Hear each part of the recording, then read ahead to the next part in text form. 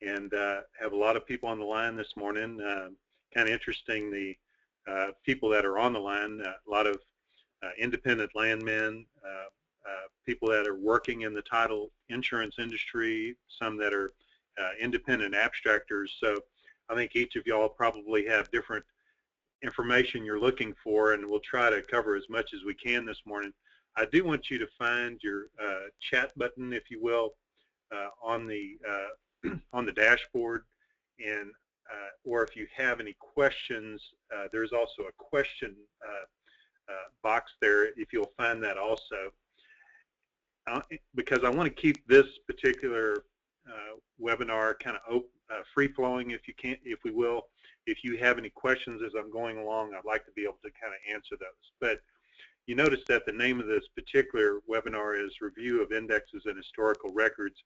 I think there's a few tricks and a few bits of information that even the regular users of our website may not know or may not remember, and so I wanted to just take some time this morning to go through some of those maybe tricks of the trade, if you will, and then also, again, answer any questions that you might have. So again, I hope everyone's doing well this morning. And so looking at the PowerPoint here, essentially we're going to go through the current Grantor Grantee Indexes, the current title plants, and for the non-insurance folks, that's called our Geo Index. And then also we're going to talk about historical Grantor Grantee Indexes. There's a lot of things that we're doing on that side of the business that we want to make you aware of. We also have historical title plants in a lot of the, typically the major metropolitan areas, but in even some of the smaller counties, we have these title plants where we've gone in and worked with the local agent and found a way to take their records and put those records online. So that's a lot of resources that we have. We also have nationwide tax information. Sometimes you're trying to track someone down that moved to California or something like that, and this is a good resource to be able to track those folks. Also, built into our title plants and into our CourthouseDirect website is what we call an adverse lien search. I know a lot of times as searchers, we're just trying to find out if these folks have any IRS liens, abstracts of judgment, state tax liens, that sort of thing. We're less concerned about their mortgages and those kind of records. And the adverse lien search will allow you to kind of zero in on those things that you're looking for. Also, we have a tool that the landmen use, which is our lease check tool. We'll kind of look at that and show you how you can search both by the party's name and also by the legal description of the property. We do maintain plat records in most all the counties that we go into, and so want to make sure you're aware that those records are there too. Our title insurance agents will use a prior title commitment that in the industry is called a starter file. So we have a whole, really over 2 million starter files in our database, and I want to just make sure all of our title insurance customers are aware of that. Even if you're not in the insurance business, there's resources there, particularly if you were looking for any deed restrictions that might affect a particular subdivision. You could do that searching on your own, but this is kind of a help to be able to do that. And again, the nationwide tax information. So before we actually do any searching or anything like that, I do want to point out this Texas data coverage button. I know that there may be people on the phone today that are outside of Texas, but because we're located in Texas and we're doing so much scanning in courthouses and that sort of thing, we just want to make sure at least the Texas folks know the resources that are available. So we have this Texas data coverage button, and to kind of explain these boxes as we go across kind of from left to right, essentially we have the current Grantor Grantee Indexes, and typically those are the records that we've gone to the county, acquired the data in a raw format, taken that data and essentially manipulated it in a way that makes it, I think, easier to search on our website. And then any electronic images that we were able to get from the county in the process of acquiring the data, we link those electronic images back to the database. Now, if you notice, like in Anderson County, for instance, the current images that we have do not go as far back as the actual index, which means sometimes you need to look in what we call our historical document area, and that's that next set of records there. So what we do and what we've been doing for really a couple of years now is going into the actual courthouses and scanning all of the records in the courthouse. When I say that, it's kind of the first thing we tell our scanning folks to do is go in and scan the Grantor Grantee Indexes and scan every page of the Grantor Grantee Index, even the blank pages, because what we want to do is, in the best way we can, is really replicate the courthouse itself. So if you're going to open the Grantor Grantee book, it's as if you're in the courthouse opening the Grantor Grantee book itself in the courthouse. And so that's why we have these what we call scanned Grantor Grantee Index books. And then we also, in many cases, acquire the electronic document images from the county. But in a lot of cases, we're going into the county ourselves and scanning all those records. And as we go into the county and scan those records, as quick as we can, we take those records and put them into our file viewer. And you'll see there where it says scan document by book and page. Typically, the older books are book and page. You can go in there, and it's actually free to view those documents. You go in there and just look at the documents you need, and if you decided you wanted to download any of those, then you just choose to download those. And again, kind of moving from left to right, you see where it says scan backplant.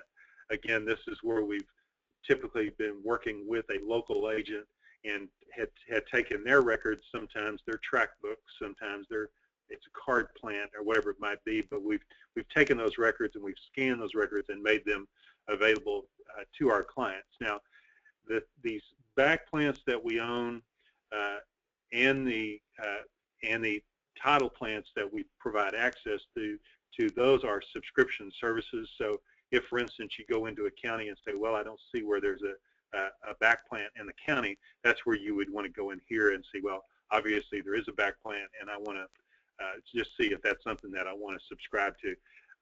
As we all know as researchers, if you have access, if you're doing research in the older records and you have access to a title plant, a lot of times that's going to make your job much easier, and certainly you want to access those records when it's important to do so. So let's go ahead and get out of this and go ahead and go into the title plant, or excuse me, into CourthouseDirect.com and go to the Grantor Grantee Indexes. So to find out whether or not we have Grantor Grantee Indexes in a county, we do have this available county list that you can click on, and in Texas you can see how strong we are in Texas in terms of counties where we have records. And from here I could just click on the particular county and drill down to that. Another way, of course, to get to the county records is to just click on the state and then click on the county and then start searching. So you do have this grid here that shows the different types of records we have in this particular county. Something that we are working on and I'm kind of excited about is within this grid, or maybe it might look a little bit different when we're finished, but we'll have the actual start date and end date of each of these types of records. So if you're wondering how far back the document images go in a particular county, after we rework this particular grid, you'll be able to see that the images, for instance, run from 1969 to current, or the Grantor Grantee Indexes, for instance, run from 1961 to current. So keep that in mind. That's something that's coming pretty soon. So I'm just going to click on the Grantor Grantee Index, and a lot of y'all know this already, but if you notice, our Grantor Grantee is not simply just the Grantor Grantee. You have, of course, from the top to bottom here, you've got Grantor Grantee, and then you have the party name. And I always search by the party name because I want to know what they bought and what they sold. And by looking at the party name, I'm looking at them both as a grantor and as a grantee. And then below the party name, you see the sub-search capability. So the sub-search is very powerful because if you knew that you were looking for this particular party that's on a 2.3 acre tract, you could put in the party name, put in 2.3, and maybe it would come right up for you. And then you go down below and you see how you can actually, in this particular county, Harris County, and most of the counties that we have data on, you can put in the survey name or the abstract number that's kind of down below. And in this case, you can put in the lot and block number and actually run a geographic search out of the Grantor Grantee Index. this is not what we consider our title plant, but you do have the capability of being able to search geographically using these databases, which is a pretty powerful deal. So for instance, if I was looking for a party name, let me just run a party name. So I'm looking for Smith, Anna, and I know that Anna Smith owns some property in the Duckworth survey. So for instance, I can just go down the bottom and match Anna Smith and Duckworth, and then it goes and finds those particular records where those are together. Again, if I wanted to download that document, I would just simply click on the box there and download the document, and it would put that docket, that image in my database here.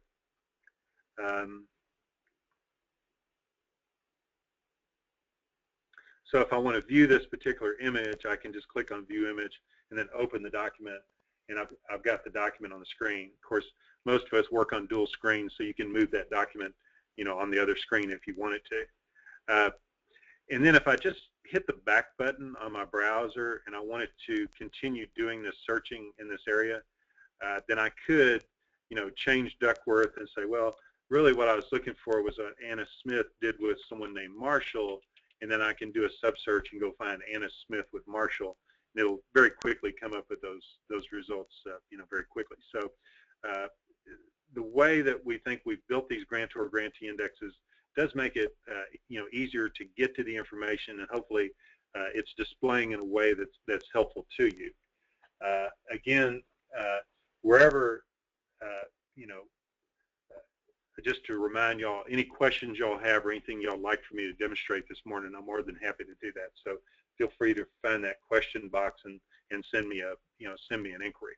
So I'm going to go back to the home button for the website, and I'm going to go into essentially the Geo Index, which is our access to the title plants for non-insurance purposes. So I'm going to go back into Harris County and just show you how we're doing the same search here in Harris County, let's say for Duckworth, but what I want to do is look only for the deeds that are in Duckworth, in the Duckworth survey. And you notice at the top within the Geo Index, you do have these filtered searches here. So for instance, if I only wanted to look for deeds that are in Duckworth, I would just click on deeds there and then just put in D-U-C-K, Worth, and say go find all the deeds that are there. So it goes through the whole database looking for anything that where Duckworth has anything that we consider to be a deed. So you can see right-of-way deed, warranty deed, so on. So and from here I can say, well, what I was really looking for was where this name here, like Dennis OEL, I can't pronounce it, but where this person bought the property and where they sold it. So for instance, I could just hit the back button and I could just put in party name OEL and say go find anything with Duckworth that has this OEL that's a deed only, and it'll go through the database and look for anything where that matches. I could also, kind of the same way that I did this other search, I could, let me just take that and copy it. And I'm just going to search that Duckworth again, just for the deeds that are filed. You do have another filter up here we call the narrow search. So for instance, I can just put in that OEL in the narrow search and say go through whatever 465 records that we've pulled back so far and go find where they bought and sold. So I see that it looks like, if they bought it back in 61, looks like they probably sold it in 76. It looks like they sold it to somebody named Witt or Wills. And so I could, in fact, just go back and just say, okay, well, now I want to run the name Will on the narrow search. And it'll go through and find anything, again, within these 465 records, just for whatever has Will on it. So it's just a narrow search, call it a narrow search function, but it only is searching those specific records that you've told it to search here, or at least from the first set of records that you pulled up. So again, and I could do the same thing. The other thing that's really powerful, we think, within this Geo Index is this general search where we can put in pretty much any criteria we want to. and it'll go through the database and find anything that's there. So I'm on the general search, and I'm looking for a 9.9 acre tract. And let's say, for instance, so I'm just going to search 9.9. So it goes to the entire Harris County index and looks for anything that's a 9.9 acre tract, at least been broken out as a 9.9 acre tract in the database. So you can see all the 9.9s here that come up.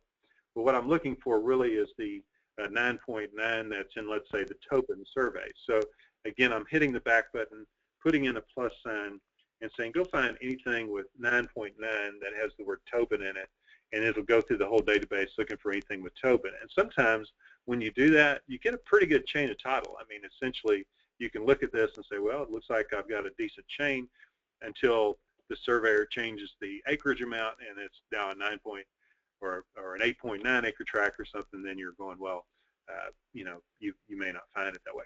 So so anyway, I guess if you look at the Geo Index, it's kind of your advanced search mechanism, and the beauty really of the Geo Index is the ability to build run sheets. So I can go in here, click on the documents that I'm interested in, add those to the report, and now I'm ready to view my report. So I just click View the Report, and there's my run sheet. If it's not in chronological order, I could put it in chronological order, but I want to get the documents that are related to this this particular run sheet. And so some of the documents are on some servers we have in California, and they take a few more seconds to download, and typically that's what you see when you get a little bit of a delay there, is that those documents are traveling from outside of our servers that we have here in Texas, and there is just a little bit of a delay. I'm impatient, so I click on the refresh button to try to bring it up, but as soon as that bar turns green at the top, you know that it's finished pulling the documents down. So there's all our documents, and again, the beauty of this particular tool is that you're able to drop this information either into a spreadsheet or drop it into a Word document. A lot of people don't realize that you can drop this into a spreadsheet, but if I click on the switch to print mode at the top, and then just grab the information that I want to drop into the spreadsheet, then I'm just going to copy that and then open up just a blank spreadsheet here, and then paste that in. And then you may need to adjust the sizes, if you will, of the fields that are here. But essentially, this is your data that we just extracted. And the beauty of all this, if I want to open any of these particular documents, all I have to do is click on the button, you know, and click Open, and I'm viewing the document. So, and then, for instance, if I wanted to just save the report into a Word document, then I just click the MS Word, and then I click on Open, and it'll go ahead and open the Word document and drop it in there. Now, my page layout right now is not the best size. I should have probably a legal size. My orientation should be landscape, and when I do that, you can see that that report looks really good. You know, we like being able to drop this information into a Word document, because you can make some notes on this particular document, add some content if you want to, and you just use the functionality just like you would if you're typing any Word document. You can highlight information, or you know, add information, or whatever you want to do there. So let me go ahead and just close out of that. And I noticed that I am getting some questions here. Will the slides be available, or the information be available? We are recording this particular webinar, so anybody that's interested in kind of the repeat of this, then, or sharing that with other people on the staff, we are recording it. And then let's see here.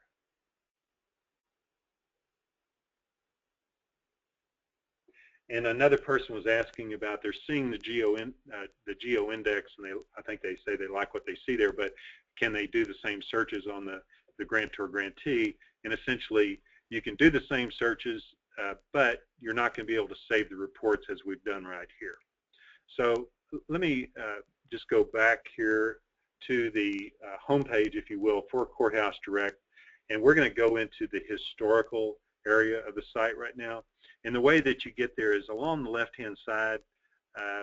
it says historical deeds and plats. And you do notice we did change our icons, I think, last night, and you can notice that we've got these kind of right arrow buttons. We have little 3- and 5-minute clips, kind of YouTube clips, that if you want to review any of these different resources that we have, you can see the little video and watch that, and so to get that information again. But I'm going to click under the historical records here, and I'm going to start at kind of the record I want to start with is Lee County, for instance. And when I go to Lee County, I just want to show you how what we've been doing is going. We have scanning crews, 10 scanning crews right now. They're going into courthouses and scanning the actual handwritten Grantor Grantee Index records, or if the data is available electronically, we'll get that data electronically, and and before we actually have a chance to get it online, let's say as a searchable database, as you typically would consider it, what I was showing earlier, I could go into any of these letters along the left-hand side. I'm just going into the letter H. That doesn't look very good because I want to make it darker, and I can make the bottom right-hand corner. You notice I'm changing the lighting here. So this is, you notice the header, the left-hand column is grantee, and then grantor, and I'm in a grantee index. So this is, it almost kind of looks like old technology, but you notice under the letter H, and then look down below here, there's 696 pages that have the letter H on it. And this is like starting for the very first record. H and B is the first record there. But if I want to flip through these pages, you know, my lighting is kind of messing up on me here. But if I want to flip through these pages and find that particular record, whatever it is I'm looking for, then see here, I'm just going to go to another record where the lighting doesn't change on me. So if I'm looking for, let's say, this Michael J. Carr person, it lists the first Michael J. Carr, and then it finds where there's a Michael G., a Michael the second, and that sort of thing. And for me personally, I like being able to view the information like this. And it's not, you know, a typical searchable database like, you know, you really want to use on the Grantor Grantee. But this is kind of a bit of a stopgap measure for us until we get this data online. On the current Grantor Grantee Index, we're putting it into the file viewer so that you can actually use the Grantor Grantee. And then if you say, well, here's the document I need, which is this, you know, volume 886, page, you know, 653, then I can go into where the deeds are and then go pull that particular document up. So, so that's our little kind of shortcut, if you will, until we get these records online. But let's go to another county to kind of show this again. So you can see Loving County down below. Again, we're in a grantee index. We're running from 1950 to 1980, and I'm just, again, going to jump into one of these letters of the alphabet. And when I do that, you'll see that that there are, at the bottom here, we see there's a smaller county, of course, Loving County, only 11 pages of information under the letter J. So again, it's pretty easy to flip through these pages, I'm looking for what W.D. Johnson did. So the first W.D. Johnson is at the bottom of the page here, and then I flip to the next page, and obviously he's a pretty active person in the county, but that's the last W.D. Johnson. But if the guy was Walter Johnson, then I'd probably want to look for, you know, for Walter here. So so anyway, just wanted to show that to you, that that, you know, we're just continually adding a lot of more Grantor Grantee information and a lot more deeds to our database. Now this is Orange County, which is of course over east of Beaumont there, and this is a county where we've actually gone in, we scanned the records, the books, because they don't have an electronic database. So for instance, I'm looking in the database here from 1940 to 1941. That's kind of crazy. They have that small number of years there. So essentially this is, as most of y'all have worked in courthouses, you know that if you're looking for a particular letter of the alphabet, you know that you would be able to jump to whatever that letter is and be able to get to those records. So mainly what we're trying to do is make it as consistent as we can with what you would be using in the courthouse, and that's what we've hopefully been able to accomplish here.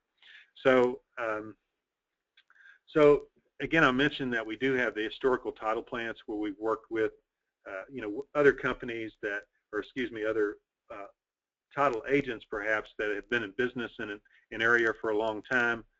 For instance, if I go to Henderson County, I just go into that county, you'll notice the way that this data is laid out. We've got the Grantor Grantee Index, which is labeled as GG at the top, and then we have the deeds. So if I wanted to go pull a deed, again, it's like pulling a book off the shelf. I would just go in here and go to the volume and page number and pull that particular document, whatever it might be. And then, but also within this particular county, we do have a backplant. So you notice down below it says plant, and then it says surveys and subdivisions. So for instance, if I wanted to jump into a survey, then I would just, these are broken out by the name of the party. So if I'm looking for W.A. Gentile survey, I can look at this and see there's 69 cards for W.A. Gentile, and then I'm just flipping through the cards, just like you were sitting down in the courthouse, or excuse me, in the title plant, viewing the cards. And part of the argument or kind of pitch that we make to the owners of these title plants is that they need to preserve their records. And so, a fire, a flood, could damage these things, and so we'll pay actually a lot of money to go in and scan those records. But when we're finished, hopefully if our arrangement is a good one, then we're able to make those records available to other folks, and you don't want data sitting around collecting dust. So this allows you to get access to that data as you'd like to do. So kind of back to the current title plant, if you are CourthouseDirect.com. One thing that we do have, we've made a few changes on, is this property tax report. And the only thing different here is the kind of the layout, and you do have to pick a state whenever you're going to do a search. But let's say, for instance, I'm looking for a name, and that name is Cones, and the first name is John. Then I would go in here and say, well, I'm looking for John Cones, who's in Texas, and then I'd run the search, and then you see below the records. I actually ran the search yesterday, so the records are still there. But from here, I can look at this and say, well, that APN number, which is a tax account number, that is not in the county that I was told it was in. Maybe I was told it was in Denton County, but I can look at this number and see, well, obviously that's in Collin County. Or I was told the property's in Fort Bend County, but obviously that's a tax ID number for Harris County. So you can use this as a resource to be able to get to that kind of information. And essentially, when you want to pull a property report, you just say buy property profile, and then you'll get that information. A lot of times you'll actually get a deed number for the property itself, but again, this gives you a nice kind of quick confirmation of the legal description of the property, and as it matches the address and then the taxpayer's name. So again, back to the home button here, we also have what we call a deed and mortgage report. And the deed and mortgage report is really just deeds and voluntary liens. So you would not find any involuntary liens like IRS liens, abstracts of judgments, and that sort of thing. But it is a good resource to be able to maybe start a job, to be able to look at whether there's a deed that's been filed recently or a mortgage that you want to know about. Again, to buy that report is $5, but sometimes just to get started on a job, it's worth it to be able to to pay that, to be able to get the information so you can get going. So, the other, again, part of our review here, I want to, again, make you all aware of this tool that we've built into our website, which is this lease alert, this adverse lien search tool. So if you're running information, let's say in Harris County, you're trying to find all the liens that have been filed against someone named Raymond Hill, then you can go in here and say, I want to put in that party name Raymond Hill, and it looks through the entire database for anything where Raymond Hill was either the defendant in an abstract of judgment, or where there's IRS liens, state tax liens, and that sort of thing. So, so you can see from that search there, you're not having to look at all the voluntary liens and deeds and whatever else might be filed under Raymond Hill. You can go pretty much straight to whatever it is you're looking for. Another way to get that information is to go to the Grantor Grantee. So let's say I'm on the Grantor Grantee Index, I'm doing my searching, but I have a common name, Juan Gonzalez or something like that, and I go, well, I want to look just for the, excuse me, the involuntary liens with that person. When you click on the drop-down arrow there, you can choose the involuntary liens or adverse liens, and I can do the same thing again, look for any involuntary liens against Raymond Hill, and be able to pretty much like a shot be able to go to right to anything where there's any involuntary liens there. So so keep in mind that that's available, straight from the CourthouseDirect.com website. The other thing that our oil and gas folks are using quite a bit is our lease check tool. And kind of the beauty of the lease check is if you think about the way that a oil and gas landman typically does a lease check, is they go into the county, typically go into the tax office and find the taxpayer's name, and then they build a chain of title with that taxpayer's name and see where the minerals have been reserved or a mineral deed has been taken out or something like that. This gives you kind of a real quick snapshot. So for instance, if I was looking for somebody named John Cooper that I think may have actually, don't do that because that's, I should put this under the party's name and not the legal descriptions. But I'm looking for Jay Cooper, who had any kind of oil and gas interest in this area. Now there's Janet and Jean and some other folks here, but you can see that the records that are being shown here are filtered, so you're only getting the oil and gas records. The same way, if I click the back button on the browser and say, well, I want to remove that Cooper name, and I know they had some oil and gas leases in the Kimbrough survey, then I can say, go match Kimbrough that's in Anderson County where there's any oil and gas activity. Now, this is a fairly active area. You can see there's 454 records here, and the first oil and gas activity, at least against our database, starts in 1982, or 1983, I should say. So if I was looking for the latest oil and gas leases, of course, I would just go down to the last page and kind of work my way up. And we can see the last lease, at least, or memorandum of lease that's been filed, a Kimbrough survey, was on 3/24/15. So from here, I can see all of these leases that are being taken out, and then I can say, well, obviously they, this was the family or whatever that took all these leases out. And you can see all these leases being filed the same day. So, as they typically would file these leases, just to not let the world know they're out leasing in the Kimbrough survey. But anyway, you can see that. So again, the other thing I want to just talk about is these plat records that we have.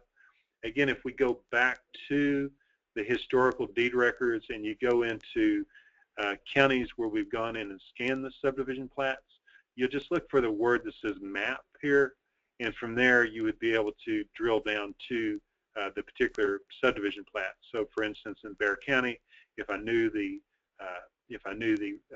volume and page recording of the plat itself, they do things a little bit different in Bexar County, but I'm able to go in here and just click on the particular plat that I'm looking for and be able to download that. So so you're able to view these plats for free, and you do have the ability to flip the image around and do those kinds of things, but you're able to view these maps for free, and if you wanted to download them, then all you'd have to do is go to the top and just hit the download button, and you're downloading the plat. So again, keep in mind that when you go into a county and you're looking to see if there are plats in the county, I think the best place to look for that is in this historical document area, and I would look in this area kind of down below where it says starters and bases and plats and that sort of thing. Now, for instance, if I wanted to look for a title commitment out of a particular subdivision, and and perhaps there would be a map there too, then we do have this area at the top that we call Starter Basis Plats Master. And again, most of our title insurance folks know about this, but if I wanted to go pull up a plat or look for a starter file in a particular subdivision, I could just go in here and pick the pick the county. And so starter files, again, are title commitments. We do have some that are out of surveys, and these are the survey files that are listed, but most of the time we're trying to find deed restrictions that are out of a subdivision, for instance. And if I just click on the letter P, this kind of also serves as kind of a plat index, if you will, because if you notice how these subdivisions are listed, you'll see the subdivision name, and then adjacent to that you'll see the map number, if you will. So there could be a situation like I'm looking at that Parkwood Lakes where maybe there's a replat there or something, but typically it would say replat if there was a replat. But if I were to go into, let's say, just Pecan Grove Park, and I can click on the plat and be able to open that plat from here. It's actually a charge when you're opening a plat from here of $1 to view the plat, where in the other area you wouldn't be charged for it. So do kind of keep that in mind. So for instance, I've opened up this Pecan Grove Plantation, Section 3. I can view the plat if I want to, but then also too, let's say I'm trying to find the deed restrictions and the other things that affect this, and I know I'm looking for, let's say, something that's out of block 5, but it's lot 73, for instance. Well, if it's along the same block, then I probably want to pull lot 72, although it's not my specific block. It is adjacent to it, and most likely the deed restrictions and that sort of thing are going to apply. So when I open this up, sometimes like here I can see American Titles name at the top, so we know who actually did the work, whether you trust them or not. And then you can just flip to the next page and you can see all of the deed restrictions listed. And then if we keep going through here, you can see perhaps any easements. And a lot of times what you'll find here, and this is where it's helpful to the oil and gas landmen, is you'll see these oil and gas reservations too.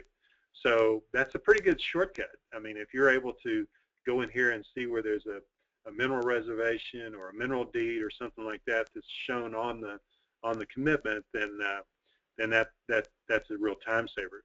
Now, something a lot of people do is if you're researching title on this property, you may actually even pull up more than one title commitment, because you might want to check out to see if the information that we're finding on this Schedule B1 is the same as the other folks found. And sometimes you'll find a little bit of a discrepancy there, and when you find that, then you say, well, I better look at these, So again, this access to these prior title commitments is really available to everyone. Usually they're used by our title insurance customers, but they're not necessarily, they can be used by anybody. I'm just going to go into a survey here, and you can kind of see not as much in these surveys as others, but in the way these are labeled is just by the acreage amount. So if you knew that, let's say you're in this Thomas Hobermaker survey, abstract 190, and you know that the title you're running is on that 498 acre tract, then this is now this looks like maybe we've added some information here just specific to that particular tract. If you ever pull up something that isn't really a commitment because it didn't get indexed properly or something, let us know, and we'll certainly give you a credit for that. We don't want you to pay for something that isn't really serving your purposes. But so again, looks like these are documents specific to those tracts, which actually I tell you probably don't belong in here. But anyway, let's see here. The other thing I wanted to let me just look at kind of the questions that you've sent me so far and see if maybe we can answer any of those.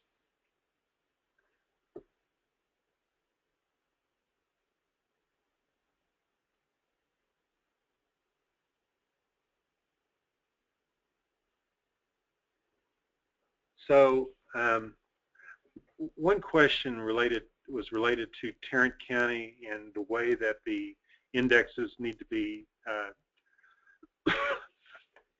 like I call it being sub-indexed, you know.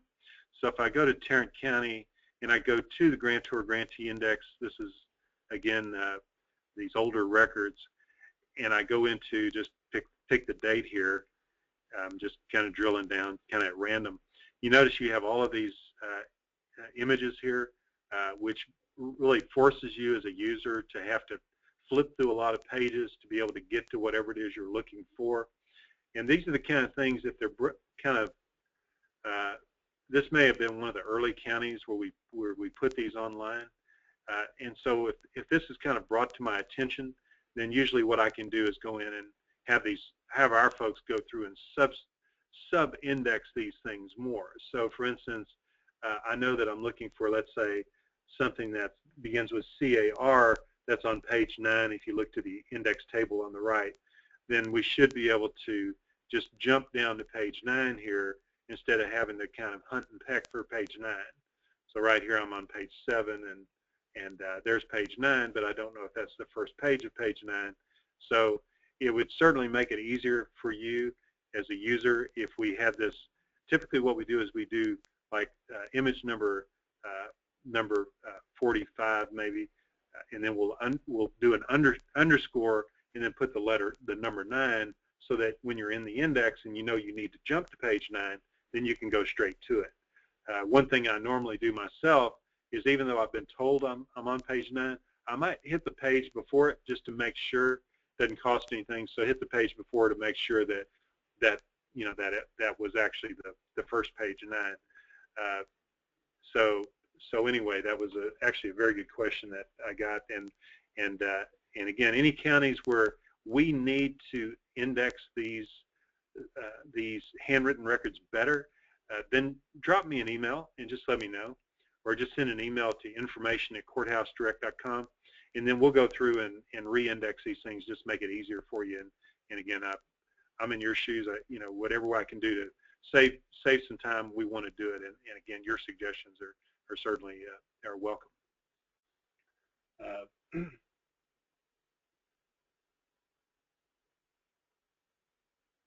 So one question that I'm looking at here is, can I take the Word document that I was working on, let's say in the title plant, and can I take that information and drop it into like a template, you know? And that's what some of our folks will do, is they'll, let me just go to kind of Harris County and just show you something real quick here. So I'm looking for, let's say, again, I'm going to run my last name, my brother's first name, and search that just to be able to put something into a record here. So for instance, if I was wanting to add this information into a run sheet that I'm building, you can take it and drop it into an Excel spreadsheet, as I showed you earlier. But you can also take this information and put it into, let's say, a template that you have, which is a report that you're building. So let me get a spin in here. So another question that I'm getting is, how often are the plats updated? We have a team here that is checking with the counties regularly to get more plats. And so in terms of how often they're updated, we try to keep it as updated as the title plant. Sometimes we kind of take our eye off the ball a little bit, but we should be reaching out to our to the counties, really, if not weekly, every other week, to see if there's any new plats that are filed that we need to put into our database. What I wanted to show you here was you do have ability to drop this information into what we call a property report. So you notice I pulled up a run sheet, I clicked on the boxes here, and I clicked on property report for selected. And if it's working right, you'll see kind of a Word template that will come up here in just a second. Typically it does take a little longer to pull up, but as you look at this, these are actually still hyperlinks back to the documents themselves, so I could click on any of those documents and drop them in there. And at the bottom, you do have a button here that says export to a Word document. So by doing that, it's going to allow me to be able to open this in Word, and then at the top of the report, I could put whatever it is I want to put into the report, or I can edit the report too. So for instance, if I want to make a note of the execution date was 7/15/1981, and within this particular document, it was a reservation, of 1/2 the minerals. Then I could go in here and make those kind of notations on it, and then go file and save the report. Or for instance, if I wanted to just share this report that I'm building with someone, I could go in here and just decide that I want to email this to somebody. I might just email it to myself. But the beauty is when I email it, then the hyperlinks for the documents, they all remain with the documents, and you can just send those on to whoever you're trying to send that to. So, but again, you can build templates around the particular run sheet if you want to do that. And I know a lot of landmen like to do that.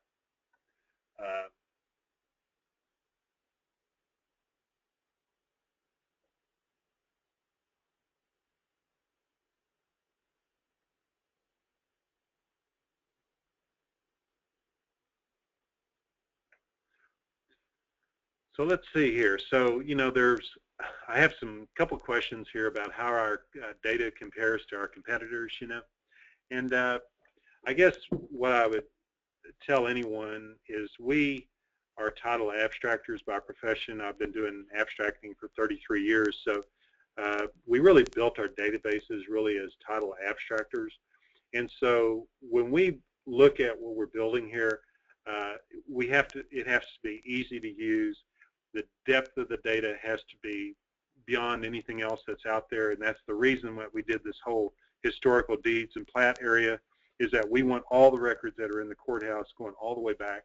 And if that means a handwritten Grantor Grantee Index in the county, then that's perfectly fine. We're used to using those, so and you're used to using them, so that's fine. I think the key really is kind of the searchability of the databases. I mean, your time is valuable. So, for instance, if I go into this particular county, Anderson County, I'm looking for Cooper, who did some business out of the Kimbrough survey. Then I can just say go match anything where Cooper is the let's say the grantor or the grantee, and find them out of Kimbrough, and then it goes through the database and it typically looks for that. And let's see here, I may have done something wrong on this, but I think that's really kind of the key here, is that our ability to search is, we think second to none in terms of the way that we search.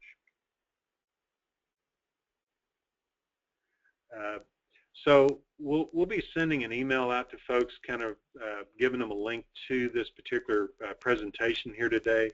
I do want to kind of turn to you all again, and any questions that you have before we get off the line, go ahead and pose those under that dialog box for questions, and I'll be happy to try to answer those.